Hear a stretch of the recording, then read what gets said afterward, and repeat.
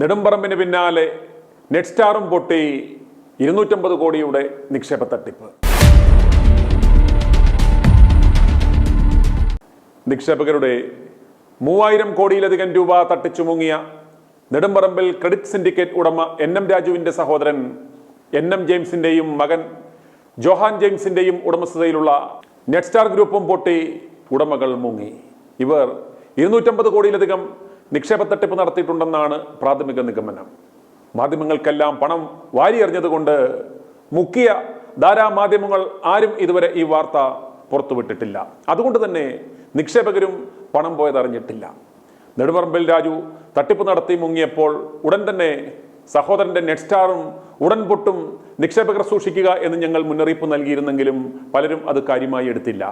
വീണ്ടും വീണ്ടും പണം ഇരട്ടിപ്പിക്കുന്ന പദ്ധതിയിൽ അവർ കൊണ്ട് പണം നിക്ഷേപിച്ചു. പെന്തക്കോസ്തുകാരനാണ്, IPC-കാരനാണ് എന്നൊക്കെ പറഞ്ഞ് വചനവും പറഞ്ഞുകൊണ്ടാണ് ഇവന്മാർ നാട്ടുകാരെ പറ്റിച്ചത്. രാജു ചായന്റെയും ജെയിംസ് ചായന്റെയും കയ്യിൽ കാശ് കൊടുത്താൽ എല്ലാ മാസവും കൃത്യമായി 12% പലിശ കിട്ടും, 5 കൊല്ലം കഴിയുമ്പോൾ ഇരട്ടിച്ചും കിട്ടും എന്നും പറഞ്ഞാണ് പെന്തക്കോസ്തുകാരടക്കം കോടികൾ കൊണ്ട് നിക്ഷേപിച്ചത്. സ്തോത്രം മാത്രം പറഞ്ഞുകൊണ്ടിരുന്ന പണം പോയ പാച്ചർമാർ വിളിക്കുന്ന തെറി ഇപ്പോൾ കേട്ടാൽ സഹിക്കില്ല. സ്ത്രീകളെ മുന്നിൽ നിർത്തി പണം പിരിച്ച രാജുവിന്റെ പണം മുഴുവൻ സ്ത്രീകൾ തന്നെ കൊണ്ടുപോയതോടെയാണ് പ്രതിസന്ധികൾ ആരംഭിക്കുന്നത് എന്നാണ് വിവരം.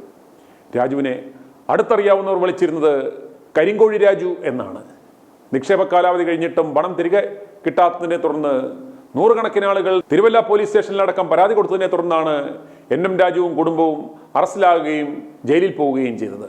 കേരള കോൺഗ്രസ് എമ്മിന്റെ ട്രഷററും KM മാണിയുടെ അടുത്ത ആളുമായിരുന്നു ഈ NM രാജു. ജയിലിൽ നിന്നും ഇറങ്ങിയ ഈ തിരുട്ടു കുടുംബം ഇപ്പോൾ എവിടെയാണ് എന്ന് ആർക്കും അറിയില്ല. ഏതോ സുഖവാസ കേന്ദ്രത്തിൽ ഒളിവിലാണ്. ഇതിനിടെ ഈ ഗ്രൂപ്പ് അദാനിയും അംബാനിയും ഒക്കെ ഏറ്റെടുക്കും എന്നൊരു കിംവദന്തി ഇവർ തന്നെ പടച്ചുവിട്ടു. അങ്ങനെ പണം കിട്ടുമെന്ന് കരുതി ആയിരക്കണക്കിന് നിക്ഷേപകർ കേസ് പോലും കൊടുക്കാതെ കാത്തിരുന്നു. ഈ സമയം കൊണ്ട് ഇവരുടെ ബിനാമി പേരുകളിൽ ഉണ്ടായിരുന്ന സ്ഥാപന ജംഗമ വസ്തുക്കളെല്ലാം സേഫായി മാറ്റി എന്നാണ് വിവരം.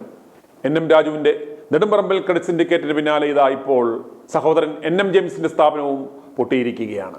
NM രാജുവിന്റെ സഹോദരൻ NM ജെയിംസിൻ്റെതാണ് നെറ്റ്സ്റ്റാർ ഗ്രൂപ്പ് സ്ഥാപനങ്ങൾ.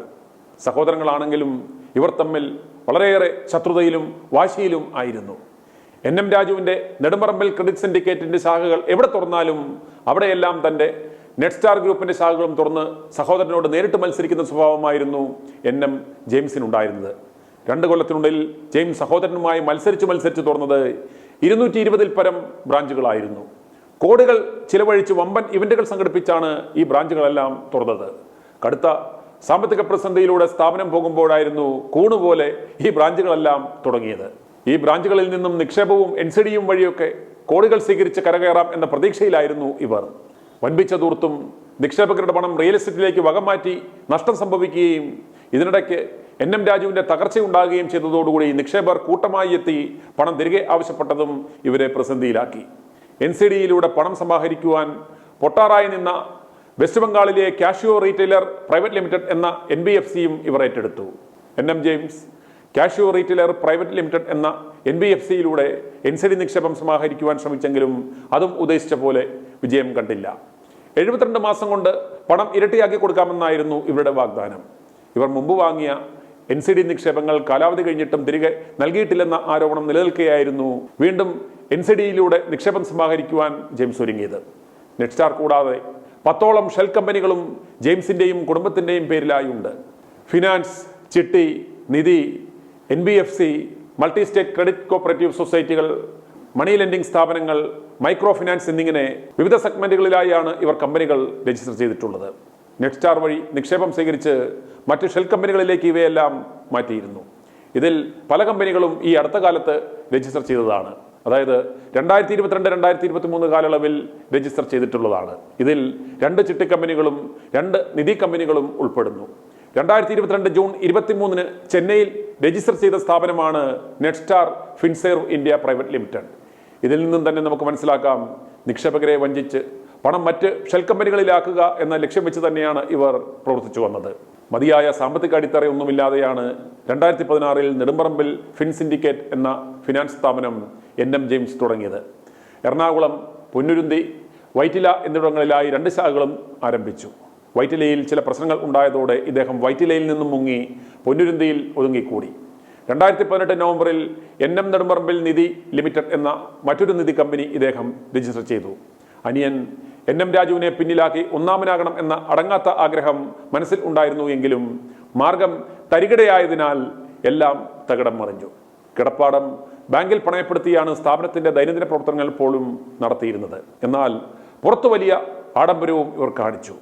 2019 ഒരു വനിതാ ജീവനക്കാരിയുടെ കെട്ടുതാലി അടക്കം 10 ലക്ഷത്തോളം രൂപയുടെ സ്വർണ്ണപ്പണയം വെക്കുവാൻ ജെയിംസ് വാങ്ങി പറ്റിച്ചു എന്നൊരു കേസും നിലവിലുണ്ട്.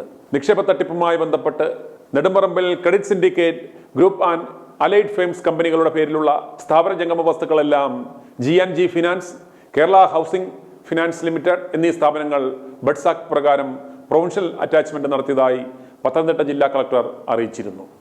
ബാങ്കുകാർ അങ്ങനെ അവരുടെ മുതൽ സേഫാക്കി എടുത്തു. പക്ഷേ നാട്ടുകാർ എന്ത് ചെയ്യും? 60% നിക്ഷേപകരും പരാതി പോലും കൊടുക്കുവാൻ മാർഗമില്ലാതെ ഭയന്നിരിക്കുകയാണ്. കാരണം അവർക്ക് ഇംഗത്തിന്റെ സോഴ്സ് വെളിപ്പെടുത്തുവാൻ മാർഗമില്ല. തിരുവല്ലയിൽ മാത്രമേ ഇവർ പൊട്ടിയതായി ജനങ്ങൾക്ക് അറിയാവുള്ളൂ. മറ്റിടങ്ങളിലുള്ള ബ്രാഞ്ചുകളിൽ നിക്ഷേപകർ ഇപ്പോഴും ഇടപാടുകൾ നടത്തുന്നുണ്ട് എന്ന് ഞങ്ങൾക്ക് അറിയുവാൻ സാധിച്ചു. 30 ലക്ഷം രൂപ നെറ്റ്സ്റ്റാറിന്റെ പെരുന്നാ ബ്രാഞ്ചിൽ നിക്ഷേപിച്ച രാജു നായരുടെ വാക്കുകൾ കേൾക്കുക. ഇദ്ദേഹത്തിന്റെ അറിവിൽ പെരുന്നാ ബ്രാഞ്ചിൽ നിന്നും 3 കോടി രൂപ വരെ പോയ നിക്ഷേപകരെ ഇദ്ദേഹത്തിന് അറിയാം എന്ന് പറയുന്നു.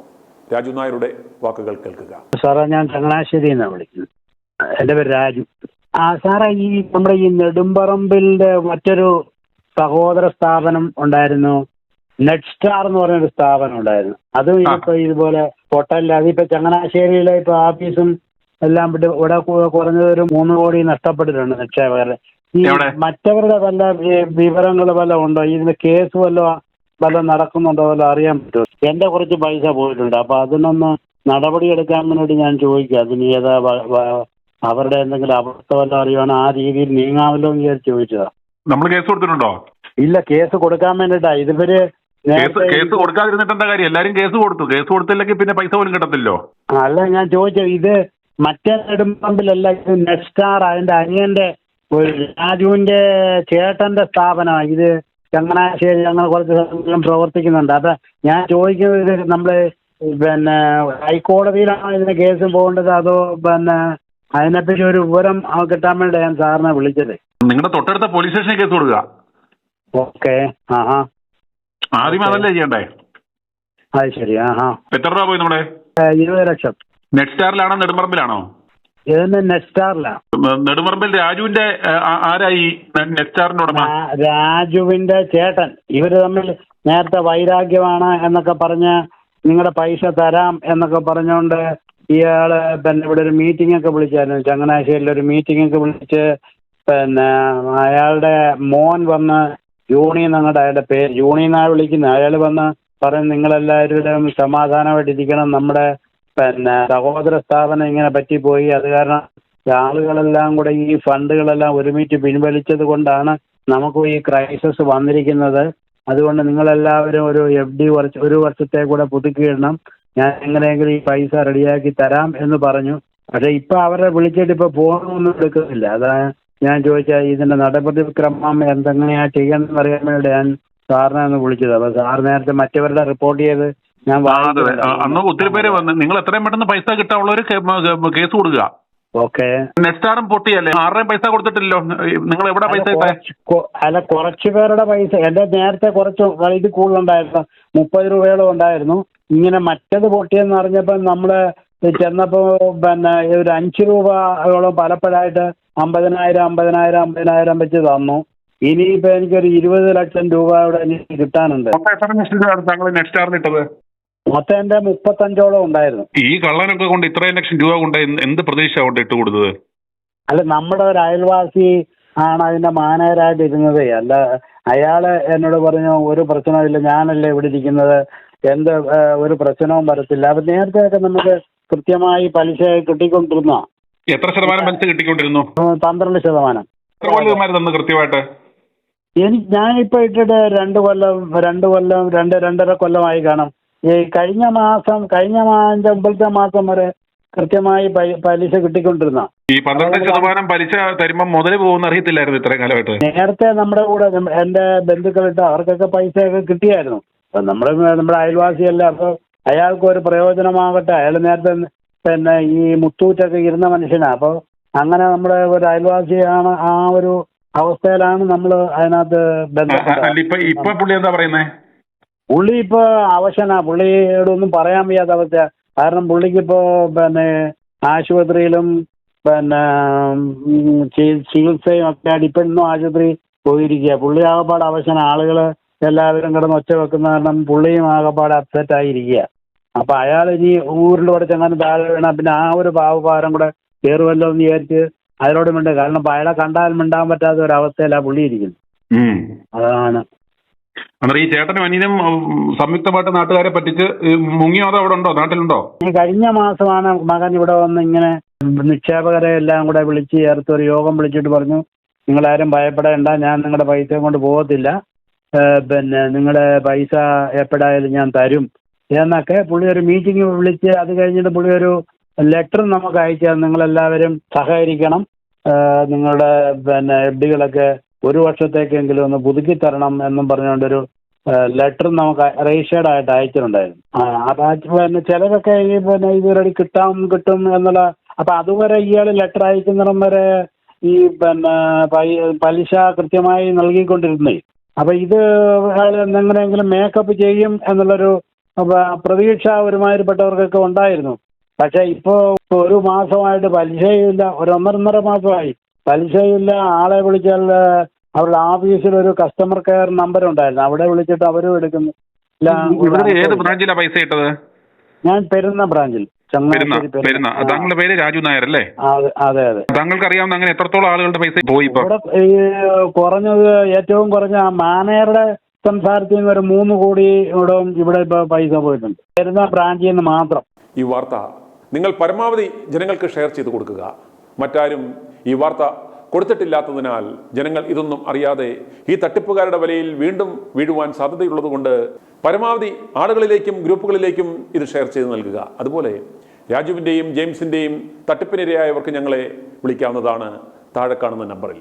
നമ്പർ ഞാൻ ഒരിക്കൽ കൂടി പറയാം, 9746114444. i2i News, an eye for truth. i2i News subscribe ചെയ്തിട്ടില്ലാത്തവർ ഇപ്പോൾ തന്നെ സബ്സ്ക്രൈബ് ചെയ്യുക. നോട്ടിഫിക്കേഷൻ ലഭിക്കുവാൻ ബെൽ ബട്ടണും അമർത്തുക.